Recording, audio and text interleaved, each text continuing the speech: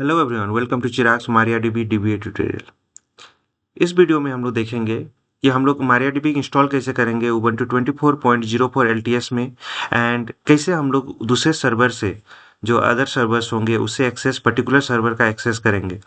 तो मारियाडीबी जो है वो डिफ़ॉल्ट सर्वर में हम लोग लोकल होस्ट से एक्सेस करते हैं एंड अदर सर्वर से आईपी एड्रेस से एक्सेस करते हैं। तो उसके लिए हम लोग कैसे कॉन्फ़िगर करेंगे उसको भी इसके साथ हम लोग देखेंगे। तो यहाँ स्टेप बाय स्टेप गाइड है हमारा मारियाडीबी का इंस्टॉल करने के लिए उबंटू 24.04 एलटीएस में। एंड हम लोग सबसे पहले देखेंगे स्टेप 1 में फायरवॉल कॉन्फ़िगरेशन। सो ओपन कर लेते हैं हम उबंटू 24.04 एलटीएस सर्वर को। सो ये हमारा VMware में रन कर रहा है 24.04 एलटीएस। इसको हम लोग एक्सेस कर लेते हैं। आईपी मुझे पता है, CMD SSH DPT@1 92.168.224.129 ये मेरा आईपी है।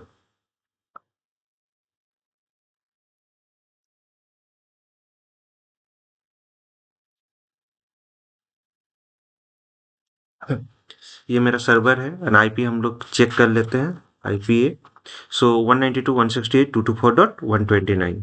ओके, अब हम लोग क्या करेंगे, सबसे पहले हम लोग चेक करेंगे कि हमारा जो फायरवॉल है उसका स्टेटस क्या है। तो यूएफडब्ल्यू स्टेटस हम लोग देख लेते हैं। sudo ufw status.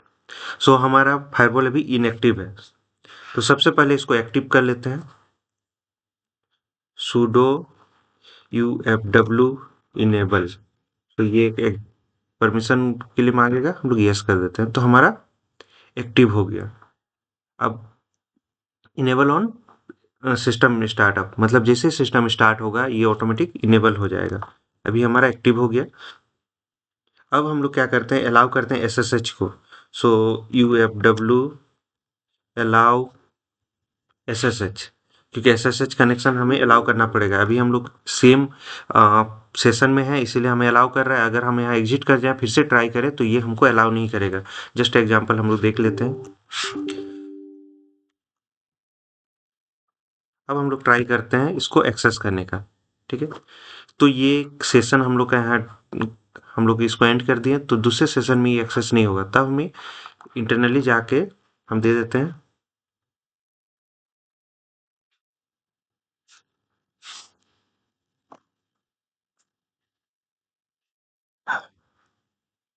sudo ufw allow ssh। Okay, allow हो गया। देन अब हम यहाँ चेक करते हैं। मेरा आगे पासवर्ड फ्रॉम, हम लोग यहाँ से लॉगिन कर लेते हैं। सो हमारा SSH अलाउ कर दिए। अब हम लोग स्टेटस एक बार चेक कर लेते हैं। sudo ufw status status. So यहाँ पर हमें 22 पोर्ट अलाउ है एंड अदर कोई भी अलाउ नहीं है अभी। तो अब हम लोग क्या करते हैं, हम लोग आते हैं और ये आईपी को अलाउ करना है। ठीक है, इसको बाद में भी अलाउ कर लेंगे हम लोग, कोई दिक्कत नहीं। तो sudo ufw इनेबल हम लोग कर लिए। अब सिस्टम स्टार्टअप, सो सिस्टम का अपडेट तो हम लोग क्या करते हैं, sudo update apt update apt update. So हम लोग जो सिस्टम का पैकेजेज है उसको हम लोग अपडेट कर लेते हैं। अपडेट करने के बाद हम लोग अपग्रेड भी कर लेते हैं। अपग्रेड, ठीक है, वाई।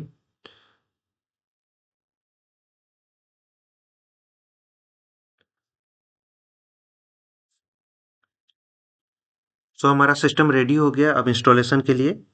सो अब हम लोग MariaDB को इंस्टॉल करने का प्रोसेस करेंगे। तो MariaDB को इंस्टॉल करने का कमांड होता है, हम लोग लिख लेते हैं sudo and apt install then your package name. तो हम लोग का पैकेज नेम है MariaDB सर्वर माइनस वाई, हम लोग परमिशन एक ही लाइन में दे देते हैं कि हमारा इंस्टॉलेशन में आसानी हो, मतलब हमें वाई फिर से यस परमिशन ना देना पड़े।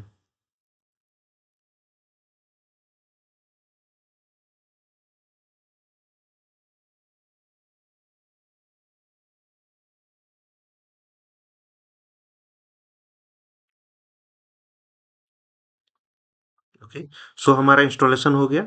हम लोगों ने ये कमांड लिखा sudo apt install mariadb server minus Y, then verify the installation. हम लोग वेरीफाई कर लेते हैं mariadb का कौन सा वर्जन है हमारे पास।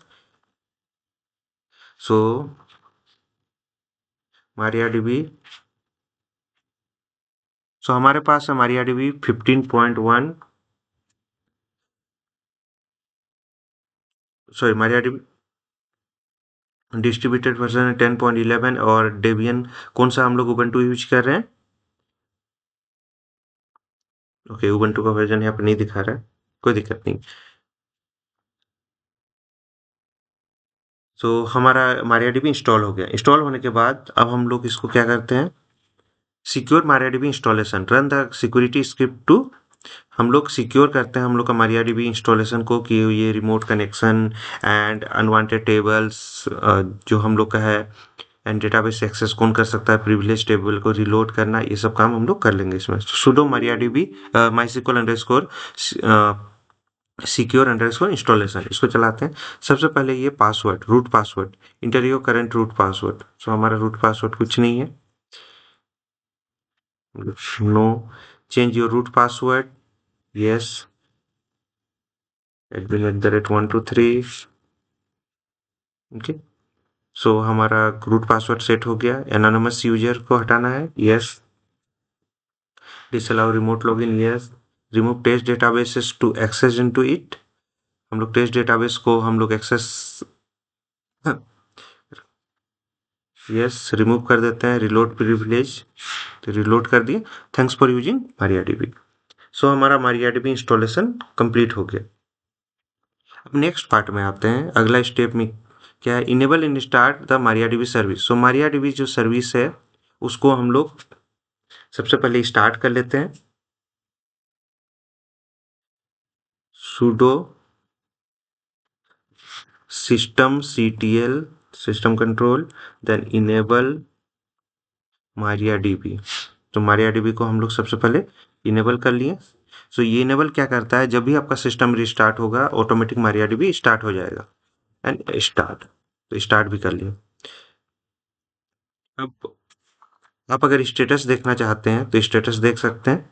तो स्टेटस का सेम कमांड होता है, यहाँ पर हम लोग स्टेटस, ओके।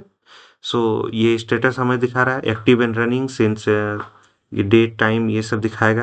एंड MariaDB,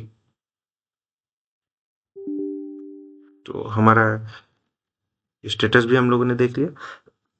अब हम लोग एक्सेस करके देखते हैं, ठीक है। MySQL -u, रूट मेरा डिफॉल्ट यूजर -p, देन हम लोग इंटर करते हैं, ठीक है। तो ये यहाँ हम लोग देखते हैं कि MariaDB को हम लोग एक्सेस कर लिए, MariaDB का कंसोल में चले गए। अब हम लोग अगर डेटाबेसेस देखना है तो शो डेटाबेसेस, तो यहाँ जो भी डिफॉल्ट डेटाबेसेस है वो सब हमें यहाँ एक्सेस मिल जाएगा, ओके। सो हम लोगों ने स्टेटस देख लिया, एक्सेस करके देख लिया। Create a database and user, हम लोग एक क्रिएट डेटाबेस यूजर क्रिएट करते हैं और उससे हम लोग लॉगिन करके ट्राई करते हैं। सो ये कमांड है, आप यहाँ से भी ले सकते हो या टाइप कर सकते हो। So create database and my database name, so हम डेटाबेस का नाम देते हैं टेस्ट डीबी। अब यूज कर लेते हैं हम लोग डेटाबेस को, टेस्ट डीबी। तो टेस्ट डीबी में आ गया, देखिए यहाँ पर नन था पहले, अब हम लोग का टेस्ट डीबी आ गया। मतलब टेस्ट डेटाबेस के अंदर जो भी आप काम करेंगे वो टेस्ट डेटाबेस के अंदर काम होगा। ये जो डेटाबेस हम लोगों ने बनाया है, हम लोग एक यूजर क्रिएट कर लेते हैं। तो create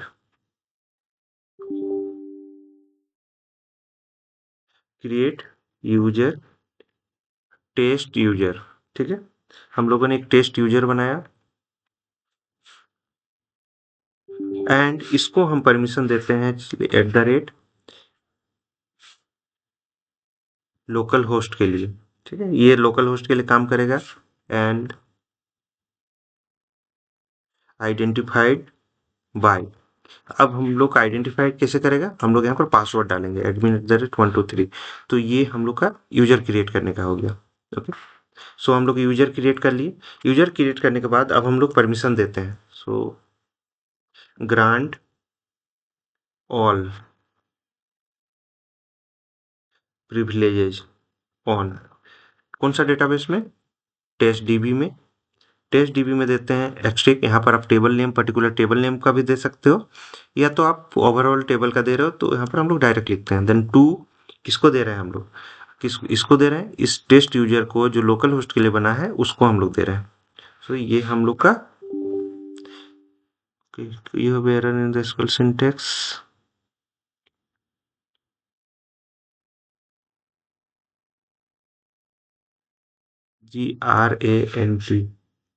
GRANT grant all, okay, privileges का स्पेलिंग मिस्टेक है, प्रिविलेजेस। ओके, सो ये कंप्लीट हो गया। अब इसको हम लोग अप्लाई करते हैं, तो अप्लाई करने के लिए plus privileges, so done. Now हम लोग एग्जिट करते हैं। अब हम लोग इसको चेक करते हैं लॉगिन करने का। तो हमारा यूजर अभी क्या हो गया, टेस्ट यूजर, पासवर्ड है admin@123, हम लोग लॉगिन हो गया। अब शो डेटाबेसेस, सो हम लोग यहाँ देखते हैं कि इसको सिर्फ टेस्ट डेटाबेस को देखने को मिल रहा है। पहले हम लोग ऊपर में देखते हैं या माई को, परफॉर्मेंस स्कीमा, सीस, ये सब डेटाबेसेस को भी, ये जो सिस्टम डेटाबेसेस है उसको भी विजिबल कर रहा था रूट। लेकिन ये पर्टिकुलर यूजर हम लोग बनाए हैं पर्टिकुलर डेटाबेस के लिए, तो उसी डेटाबेस को ये एक्सेस कर पाएगा, वही डेटाबेस उसको दिखेगा। अब हम लोग क्या करते हैं, एग्जिट करते हैं, रूट से हम लोग फिर से एक्सेस करते हैं, रूट, रूट से एक्सेस करने के बाद देख लेते हैं हम लोग। हाँ, ये हो गया, हम लोग एक्सेस करके देख लिए।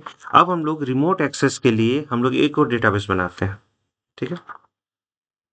सो सिमिलर चलते हैं,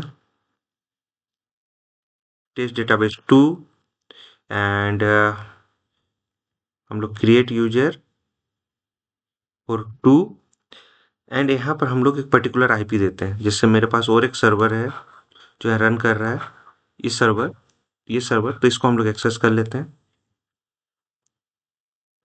ssh@192.168.224.130।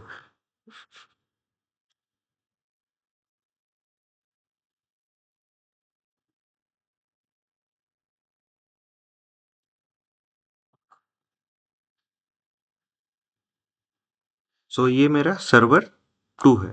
यहाँ पर हम लोग काम कर रहे हैं सर्वर 1 में, यहाँ पर आप देखोगे, यहाँ सर्वर 1 में देखोगे।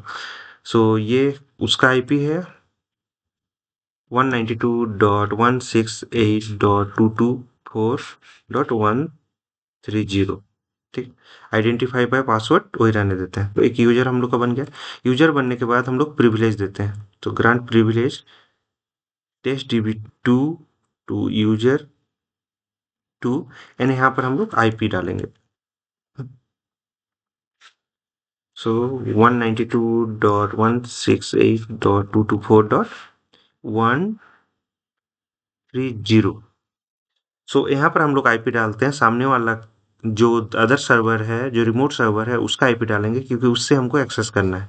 ओके, सो ग्रांट प्रिविलेजेस हो गया, अब प्लस हो गया एग्जिट। तो हम लोगों ने एक यूजर बनाया, वो यहाँ से एक्सेसिबल है, लेकिन अभी तक हम लोगों ने इसका कॉन्फ़िगरेशन फाइल में चेंजेस नहीं किया है। तो कॉन्फ़िगरेशन फाइल में चेंज करना पड़ेगा हमें, edit the MariaDB configuration file, so allow remote access. तो कॉन्फ़िगरेशन फाइल का पाथ ये होता है MariaDB का। तो इस फाइल में हम लोग एक्सेस को चेंज करेंगे और बाइंड एड्रेस को हम कर देंगे 0000, या तो पर्टिकुलर आईपी भी डाल सकते हैं हम, सिंगल आईपी जहाँ से हम एक्सेस कर रहे हैं। टेस्ट के लिए हम लोग 000 डाल देते हैं। Ctrl+Y,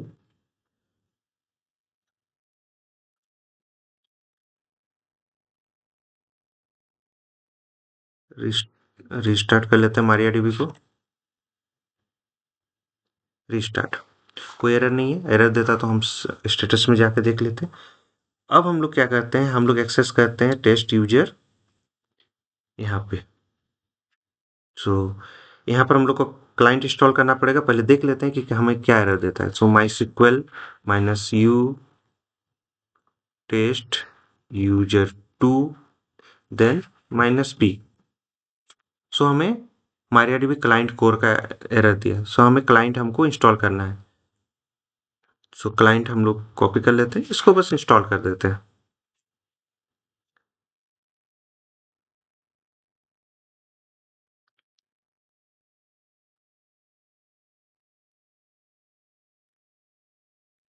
सो इंस्टॉलेशन कंप्लीट हो गया। कंप्लीट होने के बाद हम लोग फिर एक्सेस करने की कोशिश करते हैं।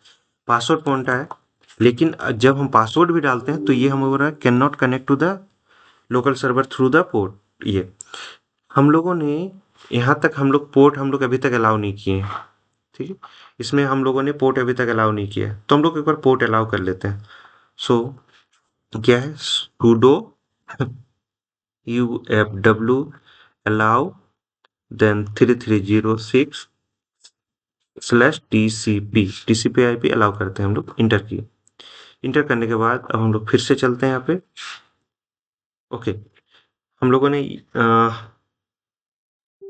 हम लोगों को होस्ट भी डालना पड़ेगा। सॉरी, सो h सो 192.168.224.129। अब हम लोग यहाँ पर पासवर्ड डालते हैं। सो हमारा एक्सेस हो गया। सो डेटाबेसेस, सो हमारा यहाँ पर TestDB2 दिख रहा है। टेस्ट यूजर जो पहला था उससे हम लोग को TestDB दिख रहा था। हम लोग 2 बनाए तो 2 हम लोग का एक्सेसिबल है। ये इसमें हम लोग देखें कि रिमोट सर्वर से कैसे अलाउ कर लेते हैं। सो हमारा एक्सेस हो गया। सो हम लोग यहाँ IP डाला, शो डेटाबेसेस। एंड अगर आपको इनेबल ऑटोमेटिक अपडेट करना है देन आप इस कमांड को रन कर सकते हो, बोथ द कमांड्स को। ये ऑटोमेटिक क्या करेगा, जब भी अपडेट आएगा MariaDB का उसको अपडेट कर लेगा। And backup MariaDB, so backup MariaDB के लिए ये कमांड है, सिंपल कमांड है। आप इसको चला के आप ऑल द डेटाबेसेस का बैकअप ले सकते हो। इस लाइक हम लोग यहाँ रन करते हैं। सो हम लोग यहाँ देखेंगे कि हम लोग बैकअप.sql एक फाइल बना जिसमें हमारा बैकअप बन गया। हम लोग कैट करके बैकअप को एक इस पर देख लेते हैं। सो यहाँ पर हम लोग को देखने को मिलेगा ये सब डेटा, इंफॉर्मेशन स्कीमा का डेटा, ये सब table, test DB, current database test DB, current database test DB2। तो जो भी हम लोग का डेटाबेस का डिटेल है वो हमारा बैकअप हो जाएगा, जितना भी डेटाबेसेस इस MariaDB में रन कर रहे हैं। सो हम लोगों ने यहाँ पर सक्सेसफुली इंस्टॉल कर लिया MariaDB को, एंड हम लोगों ने रिमोट एक्सेस भी देख लिया। सो ये वीडियो यहीं पर कंप्लीट होता है। एंड कोई डाउट है तो आप यूट्यूब वीडियो कमेंट सेक्शन में लिख सकते हैं। आप अगर अच्छा लगे तो सब्सक्राइब एंड लाइक कर सकते हैं। लोग इसी तरह का वीडियो मिलता रहेगा। So hope this will help. Thank you for watching.